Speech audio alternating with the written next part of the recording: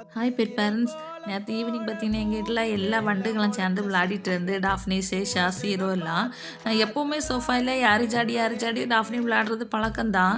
நேற்று எப்படியோ அவள் சாடும்போது லைட்டாக கால் வந்து ஸ்லிப் ஆகிட்டு பயங்கர பெயின். மேடம் ஒரே சத்தம். ஹாஸ்பிட்டல் உடனே கொண்டு போயிட்டோம். ஸ்கேன் பார்த்துட்டு ஃப்ராக்சர் ஒன்றும் இல்லை, பெயின் தான் இருக்குது, கொஞ்சம் நல்லா பார்த்துக்கோங்கன்னா ஆயில்மெண்ட் தந்தாங்க, பெயின் கில்லர் தந்தாங்க. இன்னைக்கு காலைல எழும்புனதுலேருந்தே மேடம் கொஞ்சம் கஷ்டமாக சுருண்டாங்க அங்கே படுத்துருந்தா. நானும் அவளை கால் வலினால அப்படின்னு நினச்சேன். திடீர்னு மடியில் வந்து யாரும் படுக்கும்போது தான் பார்த்தேன் அங்கங்கே கொஞ்சம் பிளட்டாக இருந்து பார்த்தா மேடம் பெரிய மனுஷியாக இருக்கா. எதிர்பார்க்கவே இல்லை இந்த நேரம் இப்படி ஆகணும். ஆல்ரெடி அவளுக்கு நல்லா கால் வலி இருக்குது, அதோட இது வேற. ஒரு பக்கம் சந்தோஷமாக இருந்தாலே இந்த நேரம் ஆவிருக்க வேண்டாமோ அப்படின்னு தான் எனக்கு தோணுச்சு. அப்போதே யூஸ் பண்ணின பேட் அது எதுவுமே நான் வாங்கி வைக்கல, அதனால டிஸ்போசபிள் மாஸ்க் வாங்கி இப்போ அதை தான் யூஸ் பண்ணிட்டு இருக்கேன்.